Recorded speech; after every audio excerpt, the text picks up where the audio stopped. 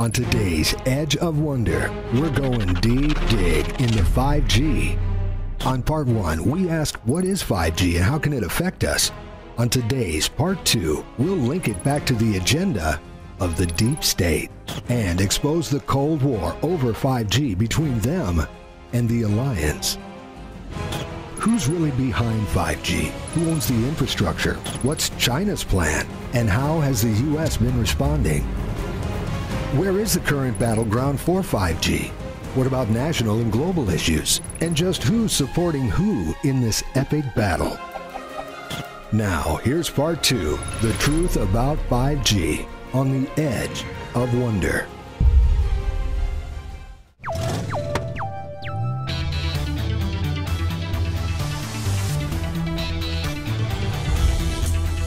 Edge of Wonder. Welcome back to the future. I'm your host, Ben. I'm Marty. And I'm Rob. And we have to say, this is the 5G episode you've been waiting for. Right, that's because in the second part of our 5G series, we'll link it back to the deep state's agenda and expose the Cold War over 5G between the alliance and the deep state. And if you missed part 1 of the series, make sure to go back and see it. We talk about the kinds of weird things that might happen to Ben if they actually implement it. You know, like he might mutate, but not the cool X-Men kind of mutation, the Chernobyl kind. What are you talking about? Everyone knows that would be the cool X-Men kind of mutation.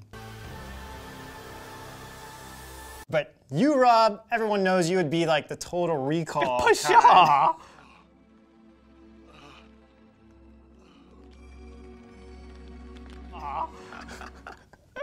In the last episode, we covered what 5G was, its capabilities, and how it unlocks 100 times download and upload speeds, the Internet of Things, and self-driving cars. We also showed you guys proof that electromagnetic frequencies, EMFs, harm animals, humans, and the environment. Companies can learn all about you more comprehensively and influence you using 5G. If that didn't work, 5G tech can also just straight up control your behavior via elves, and not elves.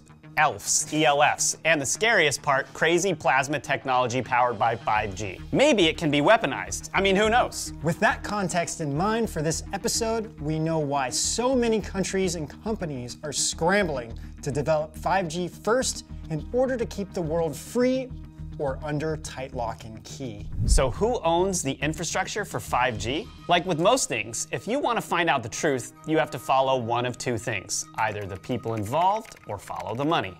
Exactly. Let's follow the money for a bit. Now, who's got the funds to rapidly develop 5G infrastructure and R&D? Now, hang with us for a moment and kind of listen closely. The major players in 5G for networking equipment are Sweden's Ericsson, Finland's Nokia, China's Huawei, and ZTE. In smartphone communication chip manufacturing, there's Qualcomm, MediaTek, Samsung, and Huawei. This leads us to the elephant in the room, Huawei. It's so deeply connected to 5G, but we'll break it down for you. What is China's 5G plan? Why is China so heavily invested in 5G? What's their plan? Going back to China's huge plan to own 5G, they announced plans to invest $224 billion in 5G by 2025 to accomplish their plans, according to China Daily. Why should we listen to China Daily? Well, you shouldn't. They're a mouthpiece for the CCP. But if they're reporting on this, it's usually to make the CCP look grandiose. So this information is probably accurate. If there's a conversation around 5G, you can bet Huawei will be a part of it. Why does China want to dominate 5G so much? Well, like most of Communist China's agendas, 5G is also about control and surveillance. You have to remember, China wants to replace America as the leader in global economy and pretty much global everything. Going back to our road analogy, data in one form of high-frequency waves moves through the 5G network like cars on a road. But guess what? China wants to own all the roads, digitally and physically. Yeah, just look up China's Belt and Road Initiative. Originally, it comprised of two plans, the Overland Silk Road Economic Belt and the Maritime Silk Road. These plans would allow China to build vast network of railways, energy pipelines, highways, and steam-line border crossings, reaching west through the mountains, former Soviet republics, and southward to Pakistan, India, and the rest of Southeast Asia. The Belt and Road Initiative would expand to the international use of Chinese currency, the renminbi, while the infrastructure would deepen Chinese influence through trade and policies. Think about it. the more they can get other countries to adopt their currency, comply with their national intelligence, the less control a country would have over itself. They might be flying their own flag, but they might as well be Chinese, since they would be using Chinese roads, Chinese currency, and following Chinese laws. You can see the piece by the Council of Foreign Relations endorsing that initiative. And if you've seen our Deep State series, you know how the Council of Foreign Relations is related to the deep state. Dudes, go watch that series. But if Huawei is a private company, why does the United States still associate Huawei with Communist China? Li Jianglian for the New York Times writes, the United States government sees the company as an arm of the authoritarian Chinese state, beholden to the interests of the Chinese Communist Party, CCP. And they'd be right to think that. Why? It's due in part to China's 2017 National Intelligence Law, which roughly translates to all organizations and citizens shall support, assist, and cooperate with the national intelligence efforts according to the law. It's a communist regime, everyone. According to courts, the National Intelligence Law allows Chinese intelligence agencies to legally search premises, seize property, and mobilize individuals or organizations to carry out espionage, both on foreign and domestic soil. I mean, legally? So it's clearer to us now. China wants to exert influence over other countries by first rolling out 5G technology to a select group of countries, enabling surveillance and influence. And second, building a vast network of railways, energy, pipelines, highways, steam line border crossings, to Pakistan, India, and the rest of Southeast Asia to control resources directly or through trade. So what is America's plan? So how has the US been responding and staying ahead of the game? The US has been making lots of moves to thwart China's domination of 5G. On September 28, 2018, the FCC passed new rules that would allow it to bypass states and local leaders to expedite installations of 5G cells. But that hasn't been without lots of pushback from major cities, including Philadelphia, San Francisco, and LA, and even Commerce Secretary Wilbur Ross and NASA Administrator Jim Bridenstine. By passing these updated infrastructure policies, the FCC can save $2 billion in unnecessary cost. You can find the details under the FCC's 5G Fast plan. Sprint announced at the Mobile World Congress that it's poised to be the first company to roll out real 5G smartphones in the US. The proposed merger between Sprint and T-Mobile plays a big part in that. Why do they need to merge? So in a Bloomberg interview, they note that any individual company will not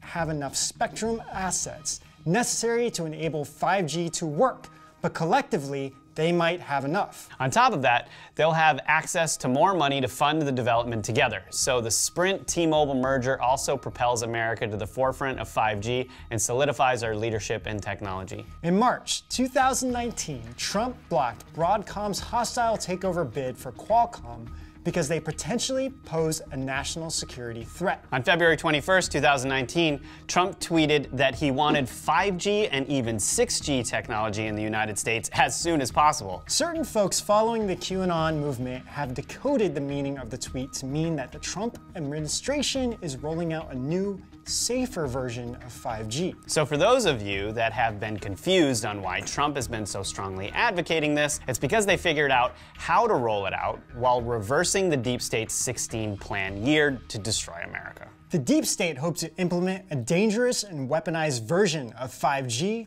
that would harm people and jeopardize our freedom, peace, and way of life. The huge military spending bill is not only quietly funding the construction of the physical wall on the southern border, but also safe 5G infrastructure for America. If the US can develop a safe version of 5G, I mean, that's awesome news, right? We know a lot of you guys have asked us about how you can protect yourself and your family from 5G. That news should reassure everyone on most of the harmful effects of 5G that we discussed in the previous episode.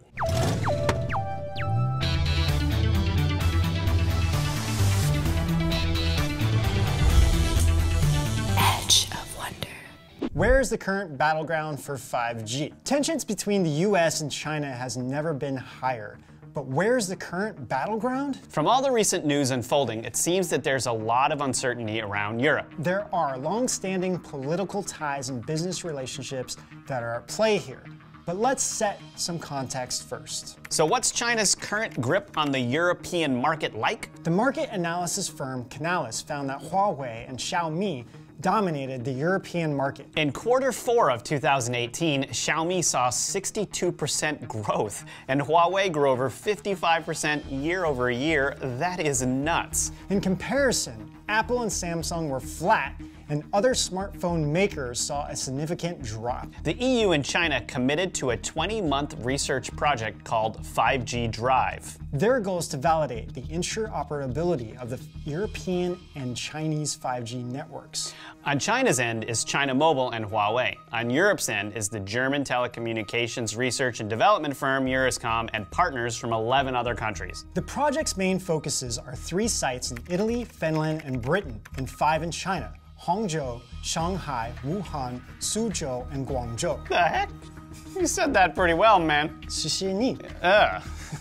Which countries support the US and which countries support China? So here's the latest as of March 2019. China has a soft support of UK, Italy, and Germany. These are not yet finalized with deals yet, but many major figures from those countries have spoken out in favor of China. The US has the backing of countries like Australia, New Zealand, and Japan that have banned Huawei. The US also has infrastructure partners like South Korea's Samsung, which would supply US's Verizon with 5G equipment. And Samsung, Ericsson, and Nokia, which would supply 5G networking hardware to AT&T. UK's Vodafone CEO seems to be in cahoots with Huawei and spoke out in defense of Huawei during the Mobile Web Congress. He said that excluding Huawei from Europe's 5G networks could be hugely disruptive to national infrastructure and consumers. If he were more concerned about his consumers' privacy instead of wetting China's beak, he might consider working with Finland's Nokia or Sweden's Ericsson instead of China's Huawei. Next, Italy has ignored US's warning and sided with Huawei. I don't see Huawei as an issue. For me, it's just one of 25 names of equipment manufacturers that you can choose from, with different prices and different quality, says Michelle Garashi, Under Secretary of the Ministry of Economic Development. It's interesting to note that he was a professor of finance who spent a decade in Shanghai. I mean, that doesn't smell like a coincidence. Following that, UK has positioned itself to be cautiously optimistic about China. Jeremy Fleming, director of the UK cybersecurity agency GCHQ, said, 5G security is about more than just Huawei. China's place in the era of globalized technology is much bigger than just one telecommunications equipment company. So what's the latest development between Europe and China? According to South China Morning Post, in January of 2019, the EU expressed concerns that the Chinese intelligence could include backdoors into Huawei's equipment and spy or sabotage overseas targets. Tim Rulig, an analyst of EU-China relations at the Swedish Institute of International Affairs, said the world might end up with a divided tech world, one Chinese-run and another non-Chinese run. He continues, at this moment, both US and China perceive the conflict over 5G infrastructure as a matter of geopolitics. It's really a matter of national security because we've already established that China's 2017 National Intelligence Law contains some very dicey language. It forces people to comply with China's Ministry of State security in any way possible. So although Huawei has enjoyed success in China and Europe, they've been experiencing political pushback since Australia and Japan followed the US's lead in blocking Huawei from participating basically in its future 5G networks. Then in March 2019, the Trump administration told Germany that it would limit intelligence reports with them unless they banned Huawei on 5G. Why would the Trump administration fervently warn Germany about adopting Huawei's technology? Like we mentioned before, using Huawei's 5G tech would essentially be unleashing China's Trojan horse. Huawei's 5G tech is the Trojan horse that would give Chinese intelligence unlimited access to whichever country that foolishly or willingly adopts Huawei's technology. Unfortunately, things don't look too promising for Germany. Yeah, German Chancellor Angela Merkel spoke at a conference in Berlin on March 19th saying she doesn't believe in first discussing, quote, sensitive security questions publicly, and second, to exclude a company simply because it's from a certain country. Right, so this is one of those, like, political issues now, these social issues? Right, well that's no surprise to us since she's demonstrated a globalist stance many times in the past, and Hitler's daughter. You did not just say that. I heard that. Losing UK, Italy, and now Germany to China isn't great news, but it was expected considering Europe's dependence on Huawei and ZTE's mobile technology. We do have confidence that the alliance has a long-term plan to protect as many innocent people in Europe as possible from harm. Okay, before we wrap up, please go check out our platform at edgeofwonder.tv. Edgeofwonder.tv is the platform where we'll be hosting all of our videos, including the exclusives that we can't post here on YouTube. We'll post episodes early when we can, so subscribers can get early access. We'll also be putting up our personal channels on there and presentations that we make that you just can't get anywhere else. Also, guys, we'll be doing weekly live streams covering sensitive topics and just hanging out with you all more. We're building all of that infrastructure now. So if you can, come and support your favorite truthers so we can keep producing more of this content. Subscriptions are $9.99 a month, and you can get 10% off if you subscribe annually. Not a bad deal. We are working on some new uncensored long-form content featuring some of your favorite guests every month. That's right. So if you want to support us and see more exclusive content, please subscribe at edgeofwonder.tv.